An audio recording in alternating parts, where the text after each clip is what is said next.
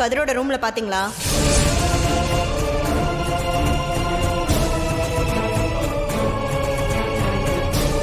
சித்தி, என் ரூம்ல எப்படி இருக்கும்? காலையில இந்த ரூம் பக்கமா உன்னை பார்த்தேன். வந்து சாவி எடுத்துட்டு போனியா என்ன?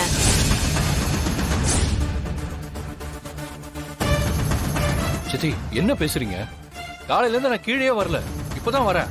ஏய், சும்மா சொல்லிட்டு இருக்காதடா. சிவா, எனக்கு என்னமோ இவன் மேலதான் சந்தேகமா இருக்கு. ஏய், என்னடி பேசிக்கிட்டு இருக்க? அவன் நம்ம வீட்டு புள்ள. அப்படி நினைச்சு வீட்டுக்குள்ள விட்டதுனாலதான் நம்ம வீட்டு பொண்ணு வாழ்க்கையை கெடுத்துட்டான்.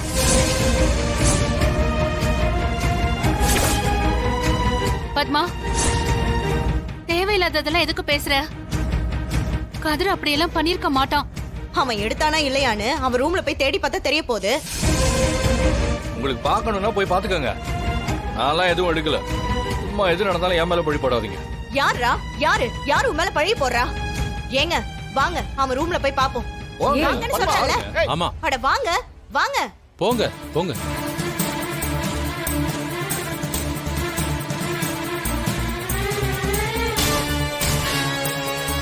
ஏய் பத்மா, சொன்னா கேள்றி. வாங்கன்னு சொல்றேன்ல. இந்த பாரு, தேவையில்லாத பிரச்சனை பண்ணிட்டு இருக்காத. ஐயோ, சொன்னா புரிய கதிர் மாட்டேங்குது. அந்த மாதிரி எல்லாம் பண்ண மாட்டாங்க. ஏங்க முதல்ல வாங்க தேடி பாப்போம்.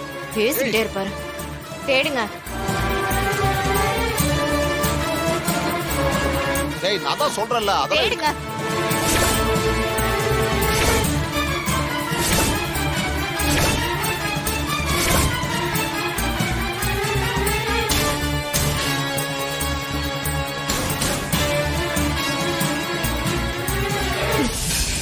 இங்க பாருங்க. பாத்தீங்கல்ல, சாவி அவன் பேக்ல தான் இருக்கு. ஏய், இதே பண்றீங்க? வேற யாரு? அவன் தான் எடுத்து வச்சிருப்பான். இன்னைக்கு அவனை என்ன பண்றன்னு பாருங்க. பத்மா,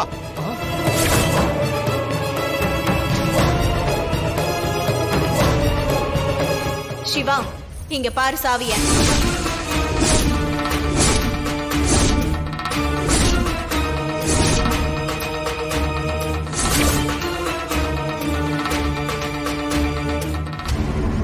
என்னக்கா சொல்ற? ஆமாடா, இவனோட பேக்ல தான் இருந்துச்சு. சித்தி, அது எப்படி என் பேக்ல வரும்? சும்மா அதெல்லாம் சொல்லிட்டு இருக்காதீங்க. பத்மா, தேவையில்லாம அவன் மேல எதுவும் பழி போடாத. யாரு நீ பழி போடுறாங்க? ஏங்க, நீங்களும் தானே வந்து பாத்தீங்க. ஏன் மர மாதிரி நிக்கிறீங்க? சொல்லுங்க.